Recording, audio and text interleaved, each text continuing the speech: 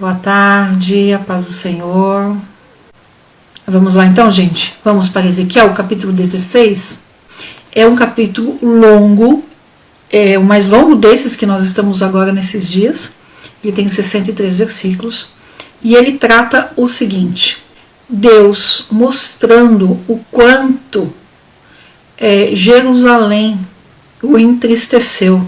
Então, no capítulo 16, Deus compara Jerusalém como um bebê recém-nascido.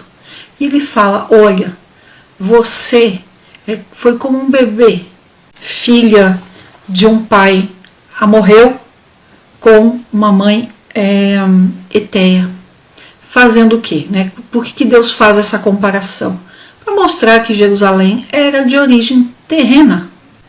Para contradizer a própria Jerusalém, porque ela estava ali antes do cativeiro, a soberba tinha subido, e ela dizia: não, nós somos o povo escolhido de Deus, nós somos especiais, Deus não vai trazer juízo sobre nós, Deus vai nos livrar da Babilônia, mais uma vez, porque Deus tem feito isso durante os séculos. Então Jerusalém tinha ficado orgulhosa, soberba, de uma posição de escolhida diante de Deus, mas que ela não se dava o direito, não fazia valer. Porque se era escolhido diante de Deus, deveria servir a Deus, adorar a Deus. E aí Deus mostra no 16, então, que foi exatamente o contrário. E aí Deus fala para Jerusalém: olha, assim como um bebê que foi rejeitado, que nasceu e já foi jogado fora, foi rejeitado, não foi limpado ali daquela sujeira do parto, não foi cortado o umbigo, não foi lavado, não foi vestido, você estava assim. E eu passei e vi e te acolhi. Peguei você, cuidei, lavei, tirei do sangue, né, tratei o umbigo, coloquei roupas limpas, cuidei. Te dei comida, te dei do bom e do melhor. E quando você cresceu e ficou no tempo dos amores, como a gente vê ali no versículo 8, ou seja, alcançou maturidade, ao invés de você permanecer fiel, você foi e se prostituiu. Se envolveu com outras nações, com outros povos e foi adorar outros deuses. Então, o capítulo 16 ele vai tratar disso. Vamos falar um pouquinho sobre a questão da idolatria e da prostituição. A idolatria, sabemos o que é idolatria. A idolatria trai e quebra o primeiro mandamento, o maior mandamento. A prostituição, ela é como uma idolatria piorada. Então, na prostituição, essa prostituição espiritual, que é o caso aqui de Jerusalém, é uma idolatria piorada. É o quê? É ir lá praticar a idolatria com fins de ganhar algo. Nós temos uma mente, né, por conta até do Brasil, de coisas históricas, de pensar prostituição sempre em troca de dinheiro. Mas nem sempre é. Pode ser por conta de status, pode ser por várias coisas. E aqui Deus acusa, então, Jerusalém de praticar isso com o objetivo de ganhar paz. Quando é que Israel fez isso? Quando que Jerusalém fez, então, esses acordos, essas alianças? Para evitar guerras, para ficar em paz com as nações ao redor. Zedequias, nós vimos que tentou fazer um acordo com o Egito, e tentou fazer um acordo de tal forma que permitiu, que mandou pintar figuras egípcias de adoração dentro da casa de Deus, dentro do templo do Senhor, que foi o que Deus mostrou para Ezequiel no capítulo 8, atrás da parede, como que escondido, achando que Deus não vê.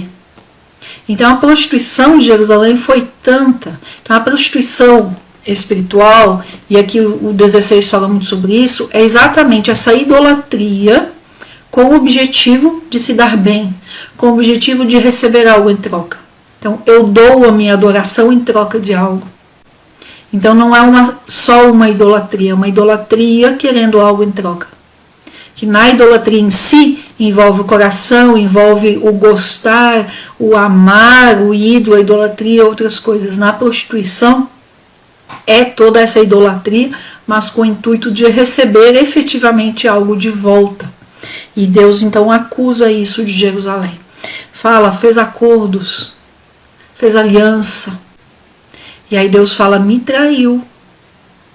Eu que te tirei, eu que te peguei, você foi rejeitada, mas eu estava passando e vi, peguei, cuidei, te dei do melhor. Te dei vestidos bordados, te dei adornos, enfeites de ouro, enfeites de prata. Agora você pega todos esses adornos que eu te dei e faz objetos de idolatria. E oferece aos amantes, Deus fala. Então esse capítulo 16 é falando sobre isso. É trazendo essa comparação. Vamos ver aqui uns poucos versículos, só para contextualizar isso aqui dentro da Bíblia. Então esteja com sua Bíblia aberta e acompanhe aí, tá bom? Versículo o 3 é o que eu falei, de origem terrena, porque Jerusalém se exibia de que era a escolhida de Deus.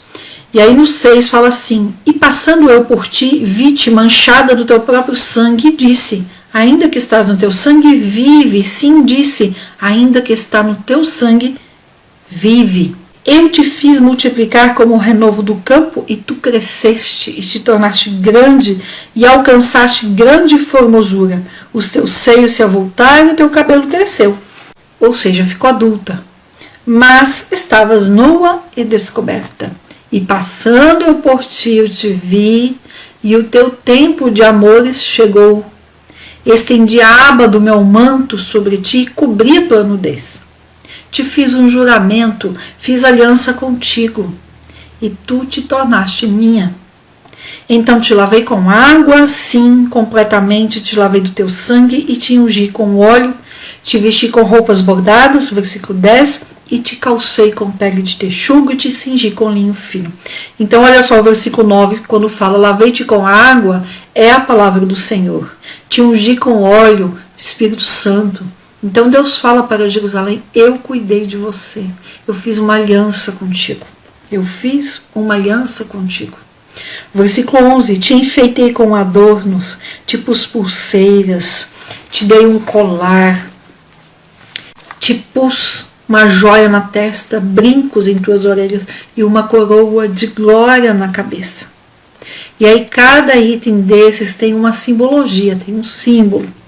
E aí o versículo 13, Deus fala, olha, eu te nutri com farinha boa, mel, azeite, foste extremamente formosa, próspera, chegaste a ser rainha. E aí Deus continua falando, então, nesse capítulo 16, fazendo essa analogia com Jerusalém e como que uma criança, uma menina que Deus pegou, que estava ali rejeitada, pegou para criar e cuidou e deu inclusive da melhor comida, aqui no versículo 13.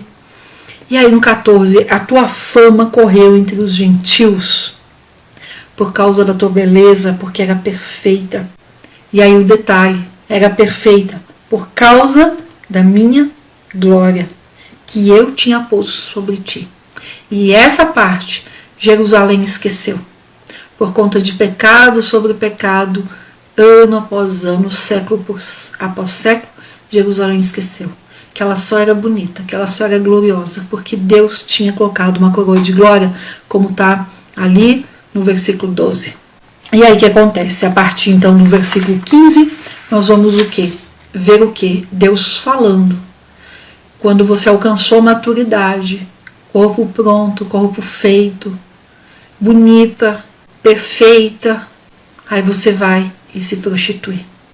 E troca favores com outros povos, se prostitui com aqueles que passavam, trouxe ídolos, trouxe idolatria, constituiu ali as abóbodas, os postes, os ídolos, todos esses ídolos que foram trazidos nesse tempo, muitos com simbologias sexuais, símbolos dos órgãos reprodutores masculinos. Então assim, isso foi colocado no templo de Salomão. Se a gente, eu coloquei essa semana os livros lá no feed, os indicados lá tem fotos desses ídolos. E são assim realmente bem diretos, simbolizando mesmo os órgãos reprodutores masculinos, órgão masculino e feminino, símbolos, imagens muito obscenas, muito feias, inclusive se fosse hoje. Versículo 19, né? Deus fala: e o meu pão que eu te dei, a melhor farinha, o azeite e mel com que eu te sustentava, os vestidos bordados que eu te cobri, o óleo, o meu incenso. Então Deus vai falando tudo o que fez por Jerusalém e como Jerusalém agora pega tudo isso e manipula isso em troca de favores com as nações pagãs. Deus então vai trazendo tudo isso nesse capítulo 16, que é um capítulo longo. Vamos ver aqui o versículo 30. E aí tudo que do 15 até o 34, então são as referências que Deus vai fazendo sobre a prostituição de Jerusalém, todos os acordos que ela fez. Então fala, por exemplo, que cita os acordos aqui feitos, por exemplo, no versículo 28, que foi feito lá em 2 Reis 16, acordos ali de Acás, que ele fez ali com os assírios.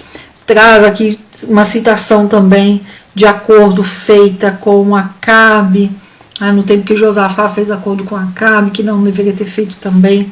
Então todos esses acordos, acordo com o Egito, vários tipos de acordos aqui, Deus vai trazendo aqui do 15 ao 34. Tudo isso a gente já viu lá em 2 Reis, lá em 2 Crônicas. Então Deus traz a memória. Por que eu estou reforçando isso? Porque nós vamos ver aqui no capítulo 18 que o povo vai fazer uma acusação contra Deus por causa do que Deus está falando aqui no 16. E isso é triste, porque Deus está dando chances, né? Deus vai falando, Deus vai avisando. Vamos ler o 30. Quão fraco é o teu coração, diz o Senhor Deus, fazendo tu todas essas coisas, obras de uma meretriz impiedosa. Quão fraco é o teu coração? Se entrega para qualquer um.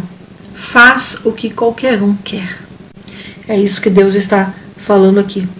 O versículo 31, falando ali das abóbodas feitas ali em Jerusalém. O 32, mas foste com uma esposa que comete adultério, que recebe estranhos em lugar de seu marido. Ela ali então infiel, trazendo inclusive referência a Oséias. Oséias profetizou 160 anos antes, mais ou menos. Então toda aquela a vida de Oséias, que foi uma profecia, que foi uma simbologia para o povo de Israel. Oséias profetizou lá no Reino do Norte, mas também com apontamento para o Reino do Sul. Então traz um pouco de referência aqui, quando Deus fala de Jerusalém como uma prostituta.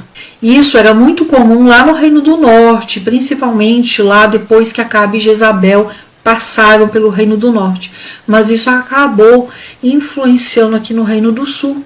E principalmente aqui nesses últimos anos antes da queda, 11 anos antes da queda de Jerusalém, que foi o tempo do reinado de Zedequias, isso se tornou comum. Exatamente essas práticas sexuais, dentro do templo inclusive. Aqui mesmo nesse capítulo 16, tem referência para as mulheres. E as mulheres, nós lemos também aqui recente, referência para as mulheres, as esposas, os pecados das profetisas. Aqui em Ezequiel 13, do 17 em diante, é por conta justamente dessas práticas. Então as mulheres iam ali e a adoravam, e a forma de adoração para alguns desses ídolos era justamente essas práticas sexuais. Então, Deus aqui relata tudo isso nesse capítulo gigante, que é o capítulo 16. E o capítulo 16 é importante para entendermos todos os pecados que Jerusalém praticou, principalmente no que se refere a essa prostituição espiritual, porque lá no 18 vai ter uma acusação do povo, e que muita gente hoje usa, inclusive isso do 18. Nós já vamos chegar lá. Bom, aí o que acontece? Do 35 ao 45, então Deus fala o juízo, Deus traz o juízo. Eu sempre falo, quando é esse vocabulário profético, e aqui em Ezequiel, Jeremias, Isaías, é muito isso, mas Ezequiel é mais forte do que Jeremias, por exemplo, é esse vocabulário de tribunal, vamos dizer assim, né, voltado à justiça, Deus como juiz. Então tem antes como que um julgamento. Então no julgamento é o quê? Se aponta tudo que a pessoa fez de errado. E aí vai analisar isso. Então Deus aponta até o versículo 34 tudo que Jerusalém fez de errado, com o foco nessa prostituição espiritual. Do 35 ao 45, então Deus fala, ó, é culpado. Vocês fizeram tudo errado, então olha, agora a sentença para vocês é essa. Então Deus fala do 35 ao 45 o que vai acontecer com Jerusalém. O versículo 36. Porquanto a tua imundície se derramou e a tua nudez foi descoberta nas tuas prostituições com os teus amantes, com todos os ídolos, pelo sangue dos teus filhos que tu lhe deste. Então vai falando aqui, dá uma olhadinha na Bíblia de vocês, nesse versículo 36, o que é que está falando, né? Tem algumas versões que fala bronze. Olha só aqui, né? Ao meio da Revista Corrigida. Pois que se derramou o teu dinheiro e se descobriu a tua nudez nas tuas prostituições. Dinheiro ou imundície.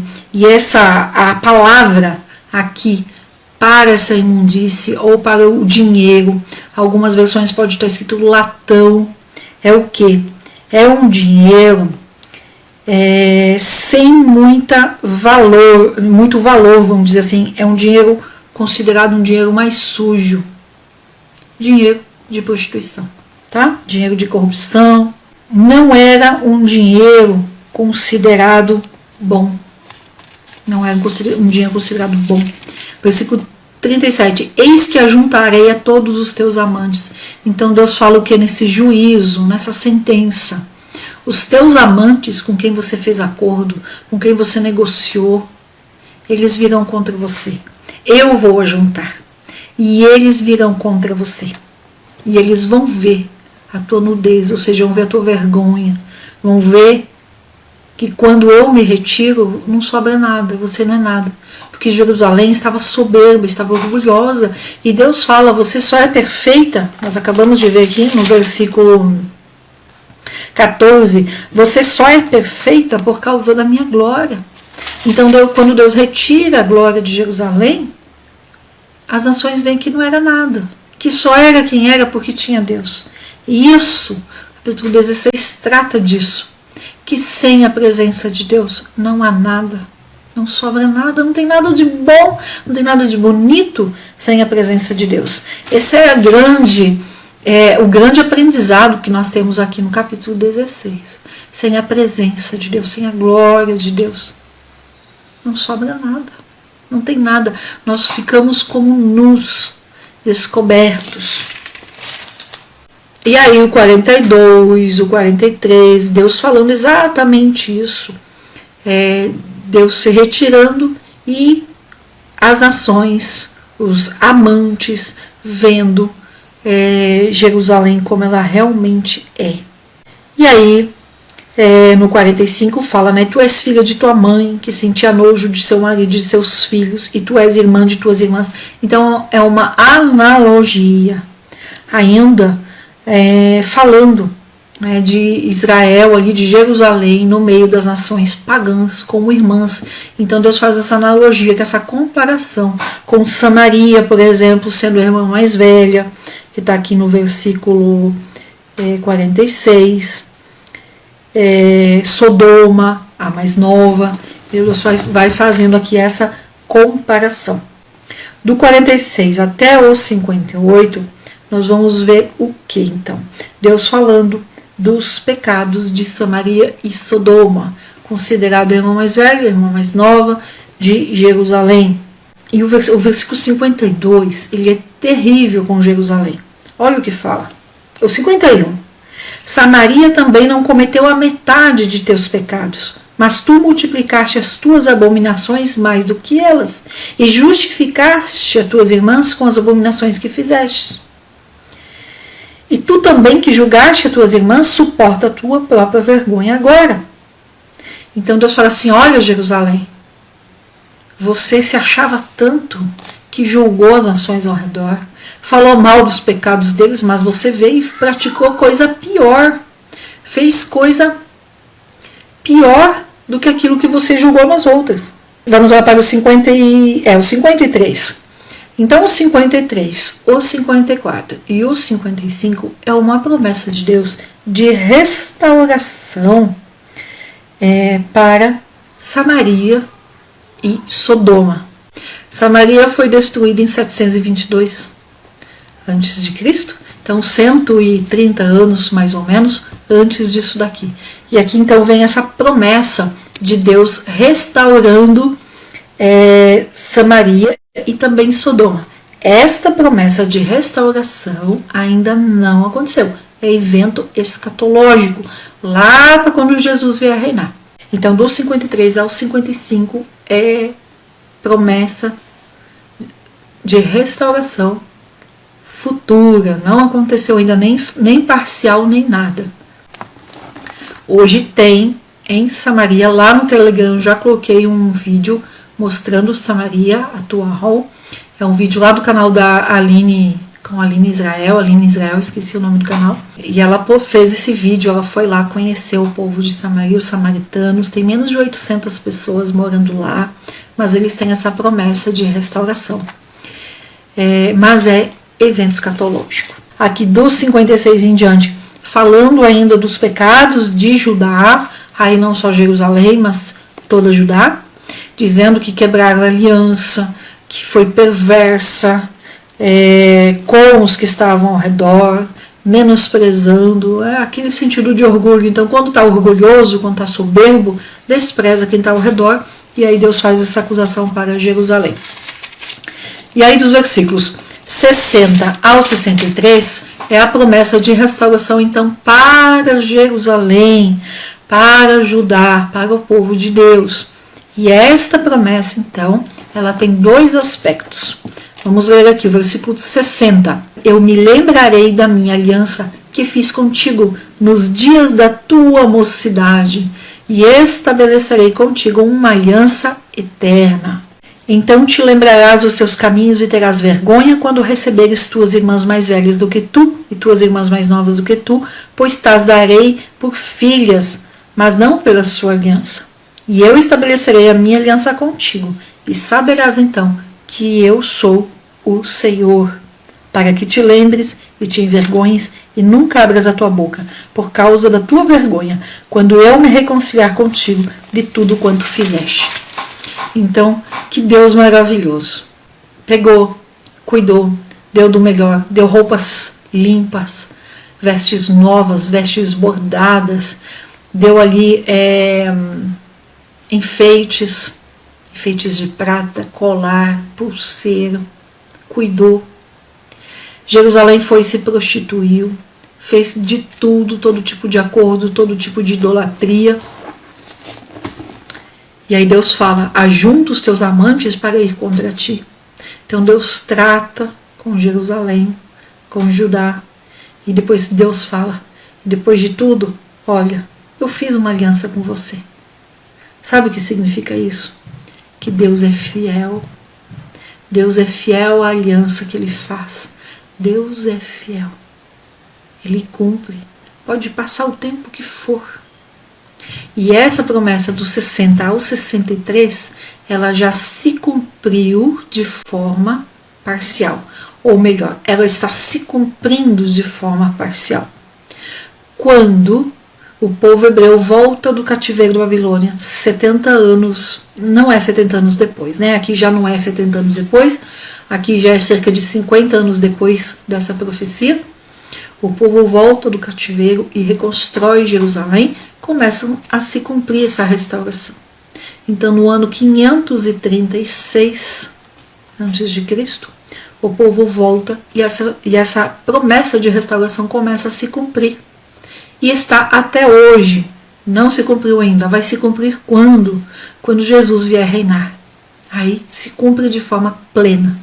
Então é uma promessa que nós vemos parte se cumprindo, lá a partir de Daniel 9, depois Esdras, Neemias, que nós vamos ver Jesus falando sobre isso lá em Mateus. Nós vamos ver o velho João, o profeta João já velho, lá em Apocalipse falando sobre a plenitude dessa restauração. Mas hoje nós vemos a história acontecendo aos nossos olhos. As 10 tribos do Reino do Norte perdidas mundo afora, e como, desde que Israel foi criado novamente como nação, de 48 para cá, a inteligência do país Israel, né, o governo ali junto com a sua inteligência, com o serviço secreto de Israel, procurando o mundo afora, as tribos perdidas de Israel. E como eles encontraram já muitas dessas tribos, a tribo de Dan, parte da tribo de Manassés, várias tribos eles já encontraram, escondida no meio da África, de diversas formas. E como eles fizeram toda uma operação, porque teve países, inclusive, por exemplo, a Etiópia, que a gente vê hoje com tanta pobreza, com tanto problema. A Etiópia não quis liberar os judeus que voltassem para Israel. E o serviço secreto de Israel fez uma operação gigantesca, oculta, sem o governo da Etiópia saber, para tirar esses judeus etíopes que estavam lá. E eles estavam lá vivendo sozinhos, vivendo separados do mundo, eles não sabiam o que estava acontecendo no mundo, e eles estavam lá lendo os escritos que eles tinham. E todos os anos eles renovavam os votos e liam as profecias, onde Deus falava que ia trazer o seu povo de volta. E eles estavam esperando isso.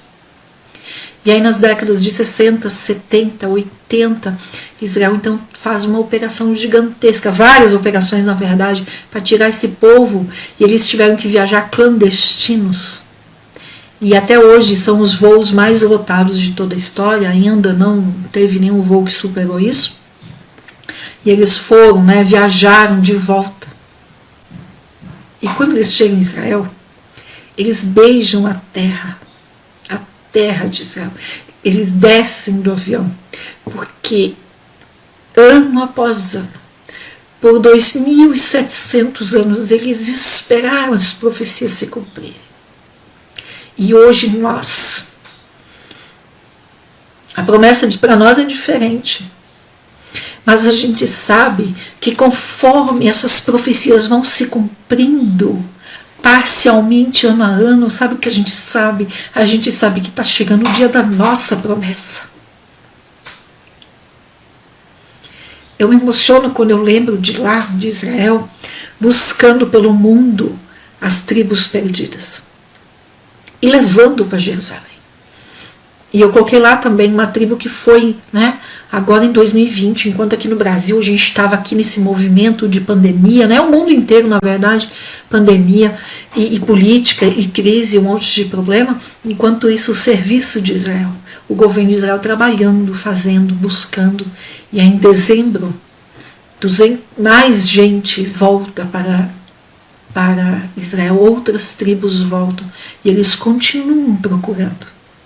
O governo de Israel não cessa, porque eles creem nessas promessas de restauração completa do povo. Então eles buscam as tribos perdidas mundo afora. A tribo de Levi, a tribo de Judá, ela está em Israel. Quando os 70 anos se cumpriram e o povo voltou para Jerusalém, voltou então a tribo de Levi e a tribo de Judá, e alguns poucos de Benjamim, que também estavam no cativeiro e voltaram. Mas outras 10 tribos, que são as tribos do norte, elas ficaram perdidas. E já tem hoje muitas dessas tribos já em Israel. E não é falado de forma aberta por conta de perseguição, mas eles já estão fazendo exames lá de DNA e outros exames para identificar as tribos. E essa procura deles emociona. Porque eu sei eu leio, e como eu acompanho a história fora também, a extra-bíblica, eu vejo as profecias se cumprindo. A restauração completa de Israel, ela não vai acontecer antes do arrebatamento, vai ser depois. A restauração completa de Israel vai acontecer quando Jesus vier para reinar. Mas eu sei que quanto mais cumprido, mais profecias cumpridas, mais perto está Jesus vir buscar a sua igreja. Como eu sempre falei, mas tinha parado de falar, mais perto está daquele momento que eu vou piscar o olho aqui e abrir lá em cima. Mais perto está de nós não nos vermos mais assim, mas nos vermos pessoalmente na eternidade. Mais perto está o dia que eu verei o meu Jesus face a face. É bom nós lermos isso? É difícil? É também. Lá em Romanos 15:4 fala que tudo que está escrito aqui é para o nosso ensino. E para quê? Para que a nossa esperança seja renovada. Então eu leio essas profecias, eu vejo que muitas foram cumpridas, muitas outras foram cumpridas de forma parcial, outras estão se cumprindo. E a minha esperança é renovada. A esperança do quê? De morar no céu? Eu sei porque eu estou caminhando para lá. Mas é a minha esperança de que o dia está chegando. Amém? É isso, então, terminamos o 16. Muito bem. Vamos para o 17. O 17, então, é uma parábola. Uma parábola da videira e da águia. E Deus usa muito essa comparação, essa analogia da videira, comparando Jerusalém, comparando Israel com uma videira. Nós vimos isso lá em Isaías 5, vimos em Jeremias. Então é comum na Bíblia nós encontrarmos a comparação. E Deus usa muito da videira como uma parábola para comparar com Israel. Por quê? Porque é uma árvore comum em Israel. Então as parábolas, elas são usadas como comparação para a gente.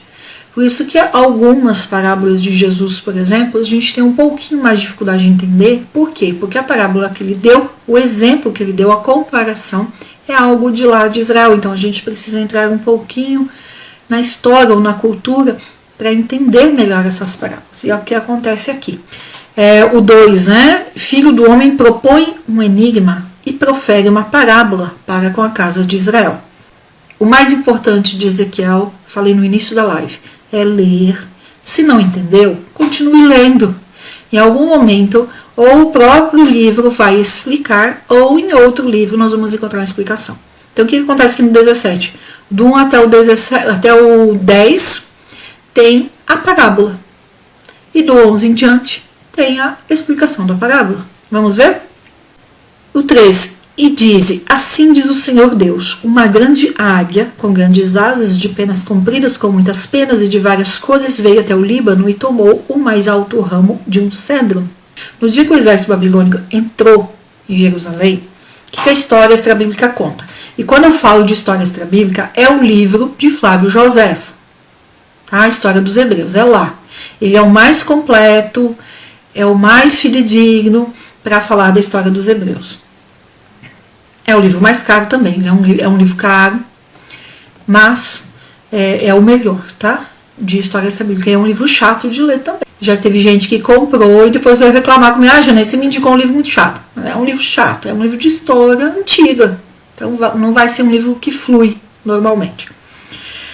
Mas a história extrabíblica fala que no dia que o exército babilônico entrou em Jerusalém, porque eles haviam planejado de entrar à noite, mas eles estavam tão ali na ânsia de entrar de uma vez em Jerusalém, que eles acabaram entrando ali pouco antes do meio-dia em Jerusalém. Entraram já matando, já fazendo as coisas ali na cidade.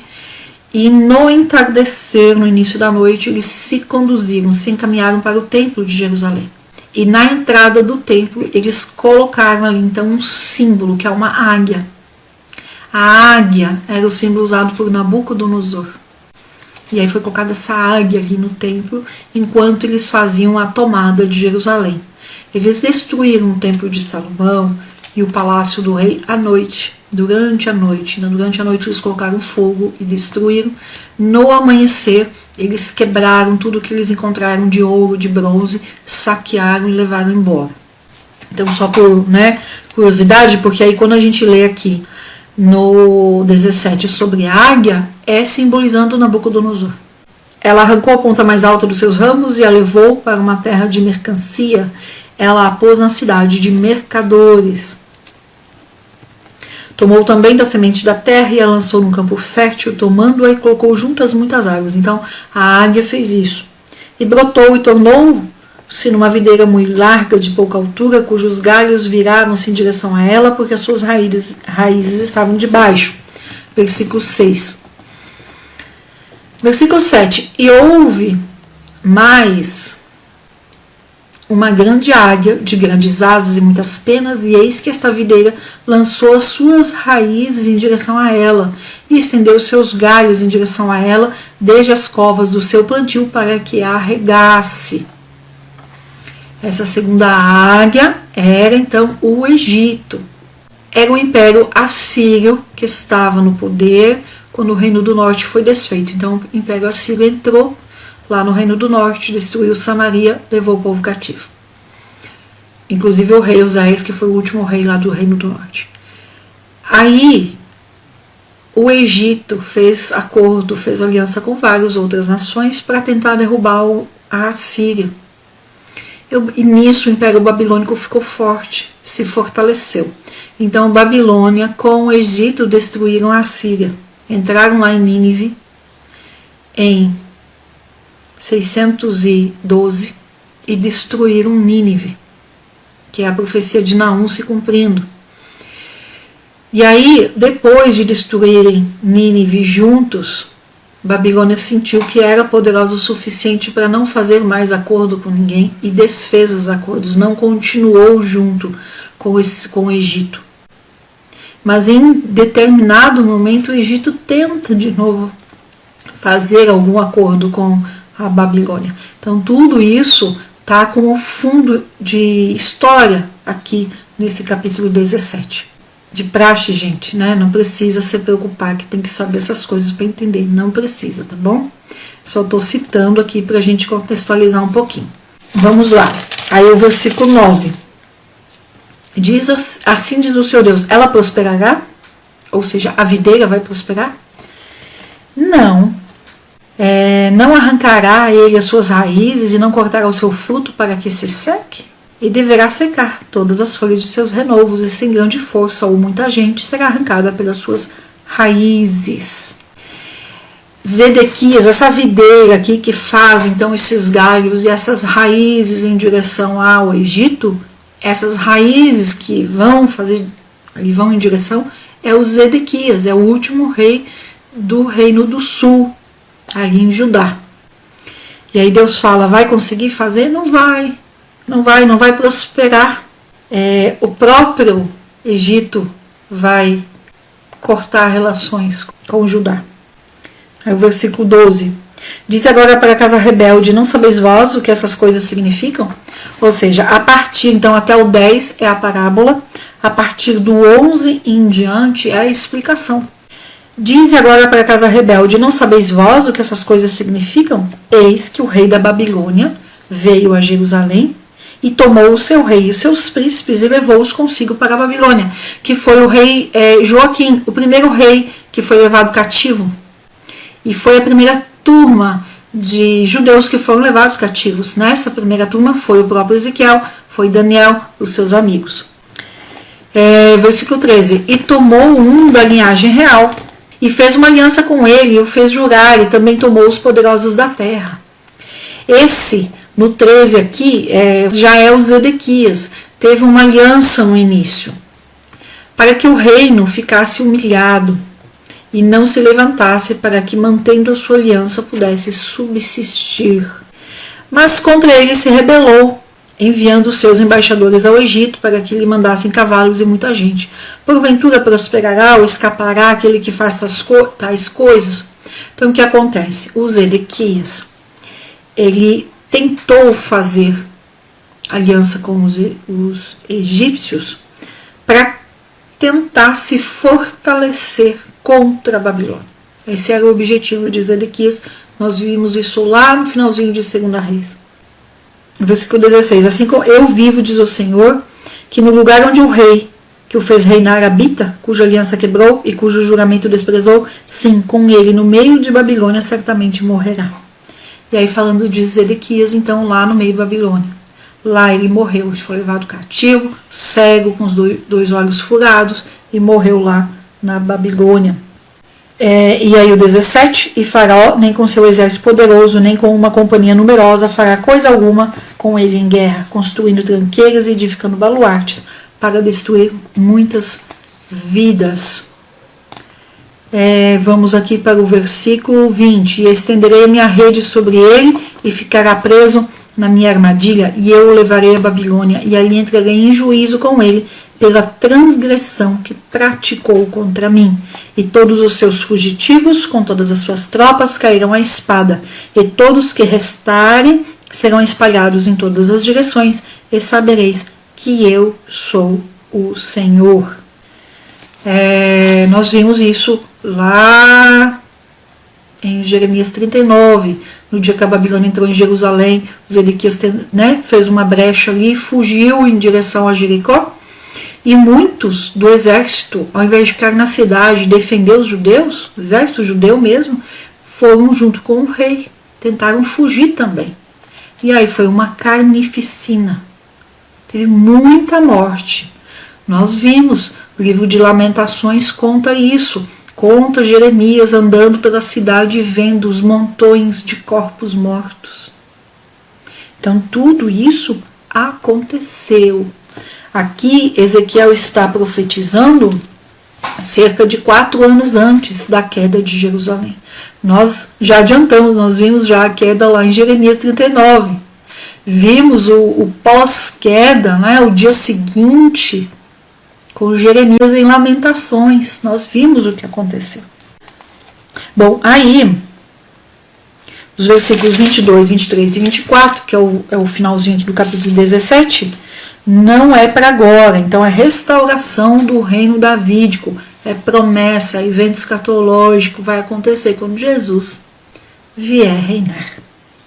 Assim diz o Senhor Deus, eu também tomarei um broto da parte mais alta do cedro e o plantarei, cortarei o mais tenro do principal dos seus ramos e o plantarei sobre o monte alto e sublime.